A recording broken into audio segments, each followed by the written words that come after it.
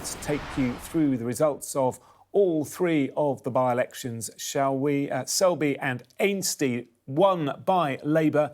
And you can see the results there. Keir Mather, just 25 years old, 16,456 votes. Claire Holmes trailing behind, 12,295 votes for her. This is what the winning Labour candidate had to say. Over the past few months, speaking to hundreds of people on the doorstep, I've encountered so much hardship. Hardship made worse by 13 years of negligence and complacency from the Conservatives. Today, that changes. The people of Selby and Ainsty have made it clear. They deserve public services that work and a thriving local economy. They deserve urgent support in the cost of living crisis, flood defences to protect our communities, and an NHS that's fit for the future. Public transport that connects us, more police on our streets, and action to protect our beautiful countryside and rivers. That's what we want, and that's why I'm here. Well, the Lib Dem leader, Sir Ed Davey, said the Somerton and Frome result shows that his party was once again winning votes in its former West Country heartland. There was a 29 percentage point swing in that constituency. Sarah Dyke winning for the Lib Dems, 21,187 votes. And Faye Purbrick for the Conservatives, look at that, just on 10,179. So an 11,000 vote cushion for the new MP. After the result, this is what she had to say. Like so many places across the country, we have been let down and taken for granted for far too long by a tired and out-of-touch Conservative government. While families struggle to put food on the table or pay their mortgage or simply see their GP, this government is too busy being a circus of chaos. Well, the people of Somerton and Frome have said it loud and clear tonight: enough is enough. And Rishi Sunak was spared the prospect of being the first Prime Minister since 1968 to lose three by-elections on the same day as Labour failed to secure a victory in Boris Johnson's former seat of Uxbridge and South Ruislip. Those are the results from overnight. Conservative Steve Tuckwell held on with a majority of just 495. There was a recount at one stage, down from the 7,210 that Boris Johnson secured back in 2019. This is what he had to say afterwards. This message from the Uxbridge and South Ruislip residents is clear. Sadiq Khan has lost Labour this election in his...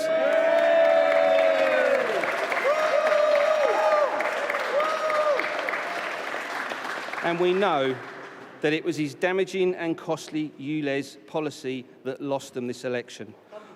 I'm humbled and proud to be elected as the MP for the area in which I was born, raised and built a family in, and to represent my home is a huge honour. So let's get the thoughts of our Deputy Political Editor, Sam Coates. We know all the results now, Sam. What's your initial impression of what happened? So there were predictions, particularly from the Conservative Party, that it would be a clean sweep of losses for them overnight. That didn't happen. 2 losses, 1 victory in Boris Johnson's old seat of Uxbridge. But if there's one thing that strikes me more than anything else, it's that when you look at the results across all 3 seats, you see a swing away from the Conservatives and towards, in 2 cases, the Labour Party, in 1 case, the Liberal Democrats. Swings of a size that, if replicated in a general election, mean that the Conservatives would be out of number 10, potentially with the largest party in a hung parliament, potentially with an overall majority. It's quite hard to read too much into it, but the direction of travel of British politics is once again clear. Just as it was during the local elections in May, so too really the biggest picture of all, I think, is evident again this morning as the sun comes up. Of those 3 results, you had a swing away from the Conservatives in Uxbridge, but that was 6.5%, not quite enough to oust the Conservatives in Boris Johnson's old stomping ground, and therefore they hang on. Clearly a big conversation inside the Labour Party about ULEZ, which is being blamed for the fact that they didn't take the seat in the way that they'd been hoping. How does the Labour Party sell green issues in an environment where clearly the Tories are going to come after them ever more strongly, scenting some electoral advantage by doing that? You had that extraordinary further Lib Dem by-election victory down in the southwest in Somerton and Frome, a 29% swing to the Liberal Democrats. They're very good at doing that when they can pour all of their resources into one seat. Can you do that at a general election? Well, that'll be the question for next year. And then that record-breaking result up in Yorkshire, 20 minutes away from York, is the Selby constituency, Selby and Ainsty. Now, that basically 20,000 Tory voters stayed at home. You saw the largest ever majority since the Second World War overturned, so breaking records there for Labour to elect its first ever MP for that seat. That is the thing that the Labour Party will point to. Does lots of Tory voters staying at home mean that that seat is in the bag at the next year's general election? Well, it's too early to say, but I think the record-breaking nature of that triumph, overturning a hurdle that high, is something that Labour are going to want to spend quite a lot of time dwelling on. Yeah, I'm sure. Sam, thank you very much for the moment. Well, our political correspondents have been at all three constituencies for the build-up and the declarations as well. Let's go to Liz Bates in Selby in North Yorkshire first. And Liz, as Sam was saying there, Labour certainly smashed the Conservatives' majority. Oh, absolutely. And look, this scene doesn't look like much now, a kind of empty car park, empty leisure centre. But what happened here overnight was a hugely significant moment for the Labour Party, a victory that not even the most positive Labour activists were predicting in the end. They needed an 18% swing to take this seat. They got a 23.7% swing, a 4,000 majority, and that makes Keir Mather the first ever in this constituency Labour MP. He is very young, he's 25. That will make him the baby of the House, the youngest MP in the House of Commons. A massive achievement for the party, overturning a 20,000 majority, the first time that they have ever achieved that in a by-election.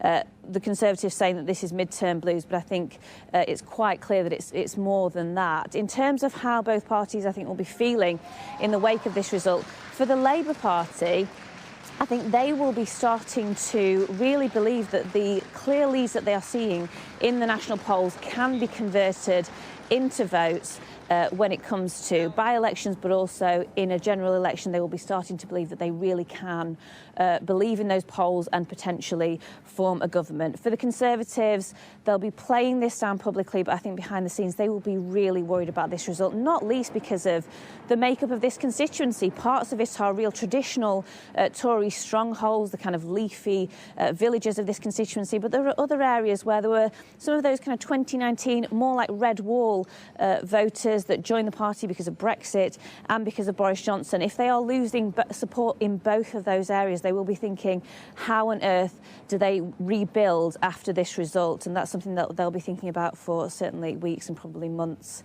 to come. But in terms of this constituency, this result, I think what we're expecting this morning is for the Labour leader, Sir Keir Starmer, to come up to this area to celebrate this victory, putting to one side the fact that he's still not particularly popular on the doorstep. People still willing to vote for the party in spite of their feelings towards him. He will be thinking a win is a win, and he'll be celebrating it this morning. OK, Liz, thank you very much. Our political correspondent Amanda Acas is in Shepton Mallet in the constituency of Somerton and Frome in Somerset, of course. Another big majority overturned there, this time by the Lib Dems. Yes, indeed. So the Bath and West Showground, where I'm standing now, will soon be going back to its regular use for parading cattle. But just before midnight, there were scenes of real drama here as the Liberal Democrats decided to announce live on Sky News that they were confident enough of victory to declare that they'd won before all of the ballot boxes had even arrived here to be counted, because their activists had seen enough of the papers being verified to be sure that they had managed to overturn the 19,000-strong Conservative majority. And then around 3 hours later, we had the confirmation. Sarah Dyke, their candidate, a local councillor, member of a farming family who've been here for generations, had won with a majority of 11,000 and a massive swing of 29%. Now, she gave quite a passionate, emotional speech in which she said she'd given everything to this campaign. She thanked voters, particularly those who'd previously voted for other parties, for trusting her with their votes, and said it was down to the Tories being tired and worn out and out of touch. Now, that may be the case, but the circumstances of this by-election were quite particular. It was called because of the resignation of the Tory MP David Warburton, who really was mired in scandal. He'd admitted taking cocaine. He was accused of sexual harassment of 2 women, which he denied. And so many Conservative activists I spoke to tonight said that was the reason that they lost so badly, because when they knocked on the doors of traditional Tory voters, they said they weren't going to come out and vote. They were fed up. They felt let down by his behaviour. Having said that, traditionally, this is a seat which has been Liberal Democrat before. So David Warburton won it in 2015 in that big swing away from the Liberal Democrats after the coalition era. But the 18 years previously, it had been a Liberal Democrat seat. And in recent years, particularly council elections here in Somerset last year, the Lib Dems did make quite big gains. And the party here are really celebrating, saying this is their 4th by-election win in similar circumstances since the last general election in 2019. They say that this shows they're winning back voters, rebuilding their strongholds, particularly in places like this in the southwest, which traditionally they have had a strong presence at. The Liberal Democrat MP Christine Jardine was here earlier. She told me that Tory MPs across the country will be looking at this result and they'll be scared. OK, Amanda in Shepton Mallet, thank you very much. And finally, let's go to Sky's chief political correspondent, John Craig. He's in Ruislip, Boris Johnson's former constituency. It's there that the Conservatives are celebrating a narrow win, John.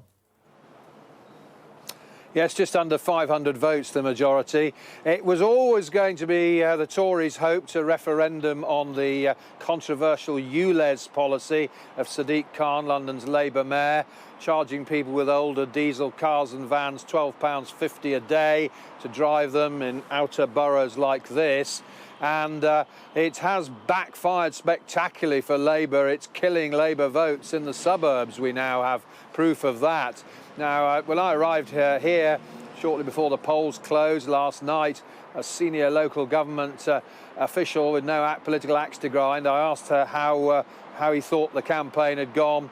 He said to me, well, the Labour Party initially thought they were going to win this by-election comfortably. They totally underestimated the unpopularity of the ULEZ policy. And when he made his speech, when he claimed, celebrated victory, the Tory candidate just launched into an attack on the ULEZ policy and said it was Sadiq Khan who'd lost the election for Labour. When I spoke to an MP, the MP for the next door seat, that's David Simmons, he's MP for Ruislip and Northwood and Pinner, he was saying this is going to have major implications for politics across London, because a lot of those Labour MPs who are already furious about ULEZ are going to step up their campaign against it. And those Tories in the suburbs who've been fretting about losing their seats now can see some hope. And then, of course, it's the London mayoral elections next year. Sadiq Khan has got plenty to worry about now, even though the Tories have picked a virtual unknown in Susan Hall to stand against him. What if Jeremy Corbyn stands, splits the left vote? But the inquest in Labour is already underway. Steve Reed, who is the shadow Justice Secretary, was running this campaign, has said that the winning Conservative candidate said if it wasn't for ULEZ, he believes Labour would have won. It did resonate with a lot of people, said Mr. Reed. They didn't like the fact that ULEZ was going to cost people more to drive around at a time when there's a cost of living crisis going on. That's what Danny Beales, the Labour candidate, was saying. Well, in actual fact, he performed a U-turn during the campaign at a hustings chaired by our political correspondent Rob Powell when he said, not the right time to bring it in now, got to delay it because of the cost of living crisis. And Mr. Reid said this: when the voters speak, any party that seeks to govern has to listen. So that's what Labour will be doing after this. So a pledge to listen to the voters. Well, the ULEZ is going to hit White Van Man. White Van Man has certainly had his revenge here today.